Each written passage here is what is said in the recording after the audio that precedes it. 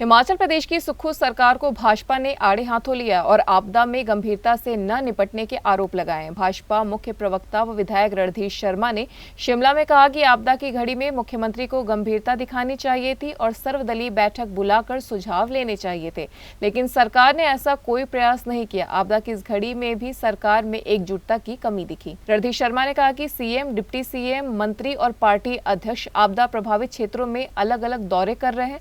सरकार ने राहत देने से पहले प्रभावितों पर डीजल की कीमतें बढ़ाकर आर्थिक बोझ डाल दिया और आपदा राहत मैनुअल बीते कल जारी किया गया और उसमें भी समय अवधि निर्धारित की गई है। सरकार को डीजल पर बढ़ाए गए वैट को वापस लेना चाहिए। सरकार के मंत्री एक दूसरे को नीचा दिखाने में लगे हैं और अलग अलग बयान सामने आ रहे हैं। महंगाई नियंत्रण से बाहर हो गई है और एसडीएम कार्रवाई करने के बजाय एक चाय के 50 रुपए चुकाने की बात कह रहे हैं। वहीं रणधीर शर्मा ने कहा कि केंद्र सरकार ने आपदा में हिमाचल प्रदेश को राहत देने का त्वरित काम किया है और 361 करोड़ रुपए आर्थिक मदद दी जा चुकी है, लेकिन सरकार का पेट भर नहीं रहा है और पैसा मांगने में लगी हुई है, जबकि नुकसान का अभी तक सरकार आकलन नहीं कर पाई है। इसके अलावा भाजपा के विधायकों ने आपदा कोष में 1 महीने की सैलरी देने का भी निर्णय लिया है। News desk N1 live. Himachal Pradesh Bharatiya Janata party का आरोप है कि पिछले दिनों भारी बारिश से आई प्राकृतिक आपदा से निपटने के लिए हिमाचल सरकार गंभीरता से प्रयास नहीं कर रही है। इतनी बड़ी आपदा आने के बाद आवश्यकता थी कि ऑल पार्टी मीटिंग बुलाई जाती, सभी राजनीतिक दलों के प्रतिनिधियों की एक संयुक्त बैठक कर उनसे सुझाव लिए जाते, उनसे सहयोग मांगा जाता, परंतु सरकार ने ऐसा कोई प्रयास नहीं किया। सिर्फ मीडिया के माध्यम से सहयोग की अपील की और भारतीय जनता पार्टी ने लगातार सहयोग दिया।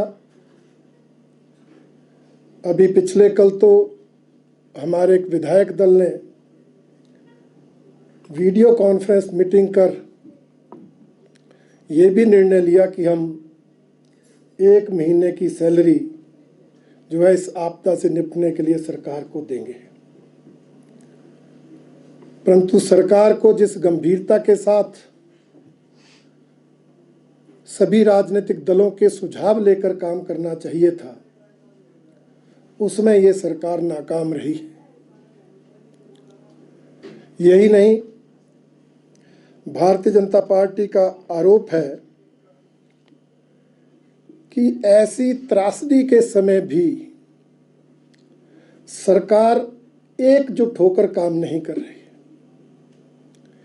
एकजुटता का अभाव शरेआम नजर आ रहा है। इतनी बड़ी आपदा में मुख्यमंत्री प्रभावित क्षेत्रों का दौरा बड़ा हेलीकॉप्टर लेकर उसमें अपने कुछ चुनिंदा मित्रों को बिठाकर वो अलग से दौरा कर रहे हैं। जल शक्ति मंत्री श्री मुकेश अग्निहोत्री जी अपने हिसाब से अलग से टूर कर रहे हैं।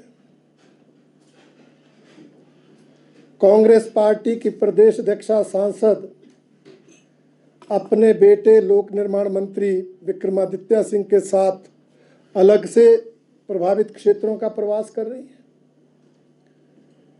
सभी के समय अलग अलग। तो क्या ऐसे समय में सरकार ने जब बड़ा हेलीकॉप्टर लिया तो ये सभी मंत्री और जो प्रमुख विभाग जल शक्ति, पीडब्ल्यूडी, इनसे संबंधित मंत्री मुख्यमंत्री के साथ प्रभावित क्षेत्रों का इकट्ठा दौरा करते और सारे प्रशासनिक और संबंधित विभागों के अधिकारियों को दिशा निर्देश देते तो समय की भी बचत होती, सरकार का भी एकजुटता का संदेश जाता, प्रशासन पर भी उसका प्रभाव पड़ता। परंतु इस तरह से सरकार ने मंत्रियों के अलग अलग टूर, दौरे, प्रवास के कार्यक्रम इस सरकार की एकजुटता पर प्रश्न चिन्ह खड़ा करते हैं। यही नहीं, रविंद्र सुक्खू जी की मांग पर हमारे नेता प्रतिपक्ष आदरणीय जयराम ठाकुर जी तो दिल्ली जाकर अमित शाह जी से मिलकर आए। केंद्रीय मंत्री अनुराग ठाकुर जी ने प्रयास किए, जिसके कारण अभी तक 361 करोड़ रुपए की आर्थिक सहायता हिमाचल प्रदेश को केंद्र सरकार ने दी है। हिमाचल भारतीय जनता पार्टी केंद्र सरकार का धन्यवाद करती है, परंतु हिमाचल सरकार धन्यवाद करने में भी संकोच कर रही है। एक ही रट है, और पैसा दो, और पैसा दो, अपनी जिम्मेवारी निभा नहीं रहे। अरे भाई, नुकसान कितना हुआ, विभाग से उसका आकलन करिए, उसकी कोई रिपोर्ट बनाइए।